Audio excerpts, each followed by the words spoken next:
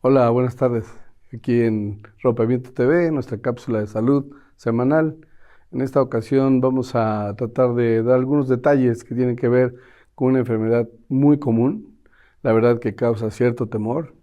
La mayor parte de la población cuando oye hablar de esto, pues siente temor de poder padecerlo. Vamos a hablar específicamente de demencia, de todos los tipos de demencia que existen conforme avanza la edad. Hay algunos que son muy frecuentes y hay ciertos factores de riesgo para desarrollarla. En este caso podemos hablar de pues las que conocemos: diabetes, hipertensión, obesidad, apnea obstructiva del sueño. La historia familiar, ¿no?, de demencia también es importante. Cuando algún miembro de la familia tuvo demencia, puede uno tener más riesgo de desarrollarla. Existen también algunas arritmias, algunas alteraciones del ritmo cardíaco que pueden condicionar la formación de coágulos dentro del corazón y que estos coágulos se desprendan y puedan viajar en los vasos hacia el cerebro y tapar diferentes áreas o diferentes vasos dependiendo del tamaño del coágulo que se haga dentro de las cavidades del corazón. Cuando son muy pequeñitos puede haber varios infartos a nivel cerebral y obviamente esto puede causar o ser causa de demencia. Entonces, algunas cosas sí tenemos que finalmente investigarlas, ¿no? Existen algunos tipos de demencia. Los más comunes son la que todo el mundo habla, que me está persiguiendo el alemán, ¿no?, la enfermedad de Alzheimer. Esta enfermedad finalmente es degenerativa. Creemos que está muy asociada a todo el proceso inflamatorio crónico de bajo grado al que está expuesto el cuerpo cuando está en un ambiente con alto contenido de calorías. Entonces es muy común que el Alzheimer esté asociado también a la obesidad. Es una enfermedad degenerativa. En esta enfermedad se deposita una sustancia llamada amiloide en lo que es el cerebro y puede ir provocando daño de tal manera que se va menguando toda la función del cerebro, ¿no? Todo lo que tiene que ver con memoria, concentración, abstracción, análisis, todo lo que uno hace con las funciones mentales superiores se alteran. Regularmente ocurre después de los 65 años, ¿no? Antes de eso es difícil que podamos dar este diagnóstico. Casi siempre es después de los 65 años. La otra muy común es la vascular. En esa podemos ver en pacientes que tienen pequeños infartos por lesiones en los capilares cerebrales y esos pequeños infartos van reduciendo la capacidad del cerebro para su funcionamiento. Una más también muy común es la que se asocia al Parkinson, ¿no?, que también es una enfermedad crónico-degenerativa. Ahí se altera mucho lo que tiene que ver con el movimiento. Los movimientos se hacen más lentos, más rígidos y en un momento dado el paciente puede desarrollar al final del día demencia también, en la etapa final del Parkinson.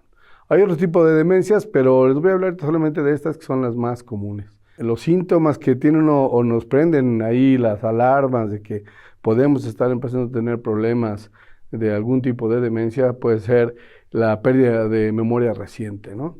El tratar de acordarse de qué desayuné o qué hice, o sobre todo los familiares son los que nos empiezan a narrar: algo está pasando con mi mamá porque resulta que me pregunta lo mismo 2 o 3 veces, o le digo y no recuerda, o alguien me llamó y no sabe quién fue. Eso puede ser un dato que hay que tomar en cuenta. Que a veces se olvida dónde están las llaves o dónde dejé no sé, algún objeto. Eso no es tan relevante, es más la cuestión de la memoria reciente. También la dificultad para aprender algo nuevo, ¿no? O para hacer algunas tareas complejas, no sé, por decir algo, alguien que, ya no se usan, pero antes usábamos las chequeras y veíamos cuánto habíamos ingresado, cuánto habíamos gastado, se hacía ahí una cuenta fácil, ya decía uno, pues cuánto, así lleva uno sus finanzas. A veces esas tareas pueden estar complicadas y entonces el paciente empieza ya a limitarse, a veces ya no maneja o ya no se atreve a salir solo, o puede perderse en lugares comunes o familiares. Eso también es muy importante. También a veces encontrar la palabra adecuada para expresar lo que quiere decir puede ser también un dato de que empiece a haber problemas de deterioro cognitivo o intelectual. Bueno, hay otro dato que tenemos que tomar en cuenta, tal vez como la apraxia, que bueno, es finalmente el saber, mejor tengo yo una cuchara, una pluma, sé qué es, pero no sé para qué usarla. Eso ya son datos relevantes, ¿no?, que sí nos hacen que se prendan las alarmas y nos hacen pues acudir a la consulta. ¿no? Entonces, hay algunos también síndromes demenciales o demencias, decimos, reversibles, ¿no? Entre ellas tal vez podemos tener los que ocurren en el hipotiroidismo, cuando la glándula tiroidea trabaja de forma más lenta, hay poca hormona tiroidea circulando, y entonces el paciente puede tener una velocidad de pensamiento lenta, sensación de cansancio, somnolencia, y eso se corrige solamente mejorando, tomando la hormona tiroidea, se corrige ese tipo de alteraciones en la cuestión cerebral. Otro muy común es el que ocurre en el paciente con alcoholismo intenso. Tienen una mala absorción de la vitamina B, entonces eso también deteriora la función neuronal y a veces con administrar la vitamina B es suficiente. Algunos pacientes desarrollan demencia por aumento en el líquido dentro del cerebro, lo que llamamos hidrocefalia, y este aumento en el líquido va comprimiendo el cerebro y va disminuyendo su función. Obviamente eso poniendo una válvula, que es relativamente sencillo ponerla y drenando el líquido hacia el abdomen, logramos que finalmente se corrija esa hidrocefalia y mejore la cuestión cerebral. Algunos tumores totalmente benignos que son resecables, que pueden quitarse y que se quita el efecto de masa que comprime el cerebro y mejora mucho también la función intelectual. Entonces, cualquier paciente que tenga todos estos datos, pues sí es obligado llevarlo a revisar, a que se hagan estudios, un estudio clínico, un interrogatorio adecuado y algunas pruebas sencillas para ver si el paciente tiene buena capacidad de análisis, de razonamiento, ¿no? De memoria, de tal forma que ya en base a eso veremos si se requiere o no de algún estudio complementario. Los más comunes o los más útiles son la tomografía simple, que nos puede ayudar a descartar infartos, nos puede ayudar a descartar tumores, ¿no?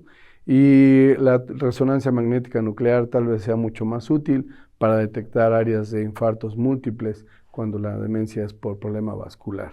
Entonces, son dos estudios que se pueden hacer, hay otros exámenes, pero para empezar, esos son tal vez los más relevantes.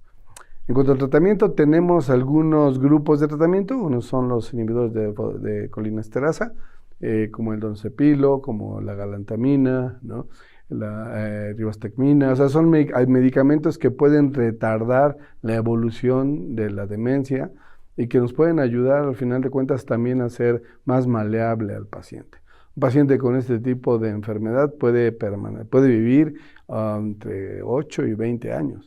Entonces, el cuidado, todo lo que se tiene que hacer para mantenerlo bien, pues no es tan sencillo. Entonces, se requiere ahí a veces el uso de hasta algunos medicamentos que tienen que ver con la conducta, porque también se modifica mucho la conducta.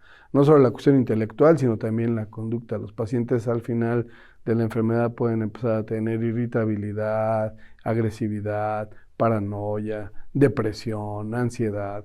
Entonces, todos estos síntomas tienen que ser manejados en conjunto con el psiquiatra para poder hacer el manejo del paciente más sencillo y que el paciente esté más cómodo. De tal forma que sí es importante que nosotros vayamos, pues sí hay medicamentos que sí conviene utilizarlos, son costosos, a lo mejor algunos menos costosos como la memantina puede ayudarnos también a que el paciente tenga una evolución más lenta y de una forma con menos trastornos conductuales. Al final del día, lo relevante es que si estos pacientes tenemos que estudiarlos en forma, tratar de definir la causa propia del síndrome demencial y en base a eso, pues, dar un tratamiento y los consejos a la familia de cómo tratarlo, que no es nada fácil. De cualquier forma, espero que esto les sea útil y nos estaremos viendo la semana que entra en las cápsulas de salud de aquí de Momentum para Rompeviento TV. Gracias.